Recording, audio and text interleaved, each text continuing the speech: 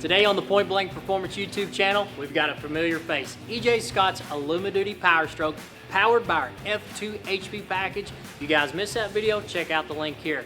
This guy puts down over 590 rural horsepower on a set of 37-inch tall Toyo tires. Now down to business. Why is this truck on the lift? EJ gave me a call on a Monday and said, hey, I was down in Mexico doing a little bit of street racing. The truck did phenomenally well, but Monday blues came around and said, my transmission's not shifting that great. I said, cool, come in, let me check it out. EJ pulls up, go out with my scan tool, look at the code, and I did not like what I seen.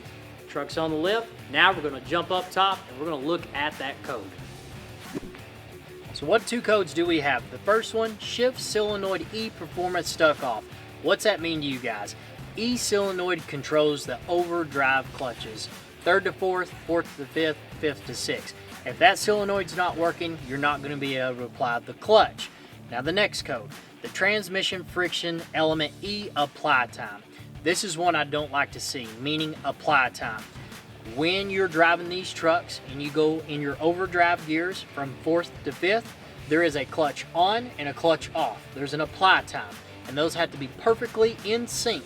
If they delay or they bind, just think of it like this. You apply it, and then when you want to go to the next gear, this clutch comes off, this clutch comes off. If those have any bindage, then they rub together. When they do, this creates massive amounts of heat in the transmission. Friction material goes through the full system, and the next thing, it's on the lift. How does this happen? Well, we're not saying this customer did it, but when I've had this happen to my own trucks, those big rolling burnouts, 37-inch tall tires, 35s, whatever, or even 40s.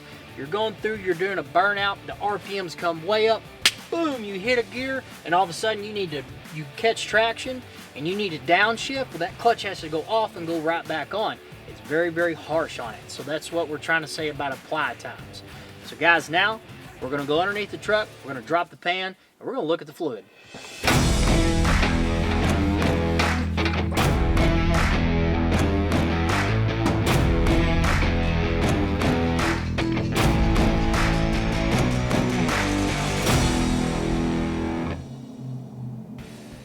So we got the transmission pan dropped. Right off the bat, guys, the smell is ridiculous. It smells like rotten eggs. So the transmission fluid has been mixed with clutch material, producing that smell. Next red flag, we can look up here at the transmission filter. Anytime you can rub your finger across of it and you're leaving a residue, then you look at your finger and it looks like a Milky Way, you've got clutch material mixed with your transmission fluid.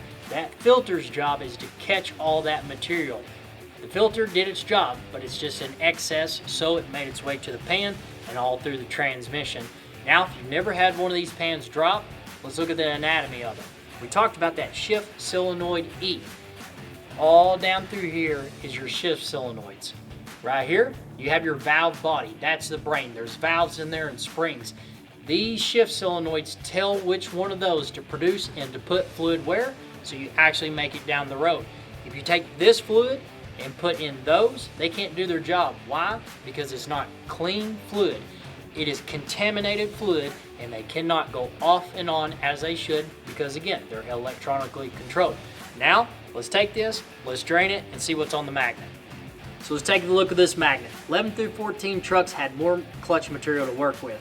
The 15 plus trucks had less. So guys, anytime we get that much material, ultimately we're going to be putting a transmission in this truck. Get this much material, the transmission filter can't do its job. It sucks up the fluid, it goes through the valve body, and then hits all the solenoids, and you get those codes like we had, and the clutches just literally can't apply.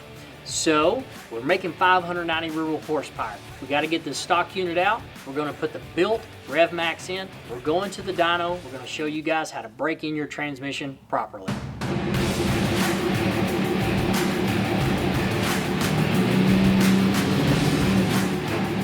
We got a RevMax transmission put in the truck. We've got it on the dyno. We're ready to go. What's the first thing you need to do? You need to make for sure you get all those flare shifts out. Now RevMax says it takes about 5 days from cold to hot starts to actually get them all out. We're on the dyno. We were going to put it in manual gear. We're going to go through 1st through 6th gear at 20% throttle first, right off the bat. Of course, we're going to check the transmission fluid. We're going to make for sure we don't have a flare shift. What is a flare shift? Flare shifts will burn and fry clutches up. Meaning this, when you go into the next gear, you want to have a shift to shift. So it should go shift to the next gear. You don't want it to shift and then flare, figure out what gear it's in, and then shift. I'm sure you've experienced that. If so, you've probably put a transmission in the truck if you've done it a bunch. So now we're going to put it in manual. We already have the cam reset. The keep alive memory reset in this truck. All the old transmission adaptive tables are wiped out. The new valve body from RevMax has been put in through Ford. They went in and reprogrammed the valve body for that specification. So now let's put it in manual and let's lightly go through the gears. We're going to go 20% throttle. I'm going to put it up around 2400 RPMs. First to second, boom, shifts. You don't hear any kind of hesitation. Goes right into the next gear. Second to third, 2500 RPMs. Nice. Hear that? Shifts. That's what you want. Third to fourth, 2300 RPMs, shift. And guys, I would rather have the RPMs up more than not enough. That way you're spinning the converter, you're getting fluid, pushing through it, and that way you hit a gear and it's nice and solid. 2400, fourth to fifth, nice. 5 to 6, 30% throttle, 2000 RPMs, shift. Shifts right into it, nice and solid. Then they want you to just let it coast all the way back down to first gear. Don't try to manually shift it down. Don't do anything crazy. Just let it come down. If you're out on the street, have it in manual and just let it come down to a stop. So we're going to make our second pull 20-30% throttle. Again, pay attention to trans temp, 205 degrees. We're at optimum temperature. I'm going to have you guys on the RPMs. I want you to watch it. I'm going to push it up to 2500 RPMs every and each time so that way you can see. What you want to focus on when it comes up and it goes into the next gear, it needs to shift, but your RPMs do not need to fly out of control and go to like 3000. It should shift and go straight to the next gear. So let me show you what I'm talking about. I'm going to be watching line pressure. So coming up, I'm going to push it up about 2400 RPMs. I'm in first gear. You see, I'm going to hold it steady. Let me get it 25. Then I'm going to shift. All right. Locked up in second gear. I'm going to get back on 2500 RPM. As soon as I hit it, I'm going to shift. Boom. You see the RPMs, they jump straight back down. They don't flare. They don't hesitate. They go immediately into the next gear. You do not want it to hesitate, flare. Third to fourth, boom. Hits the gear, goes. We're going to go right up to 2500 again. Shift. Hits it, boom. Goes right in the next gear, instantly locks up. Trans temps are fine. Let's go 5th to 6. We're in our overdrive clutches. Line pressure's good.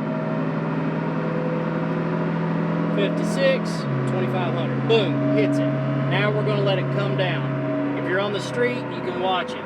It's just going to manually downshift each time. While you're in the truck, you should feel it just softly hit every gear, knocking, back down to 6th to 5th to 4th to 3rd to 2nd. It should be really nice, really smooth. I'm going to be watching line pressure because right here it'll change. Right here it'll change. Should be consistent.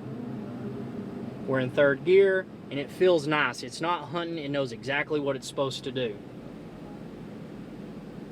Boom. So we're on a dyno again. It won't downshift at first. It's free spooling. So we've put it through its paces. We've had it in manual mode. We've told it what gear to go to. We've liked it. We're comfortable with it. Now let's put it in drive. We've got the dyno set like if you're out on the road. What we want to see is when we're out there and if a customer is driving it, does it shift like it should? So now let's give it 50-60% throttle, make for sure it doesn't flare shift, and we're happy with the end product. Here we go.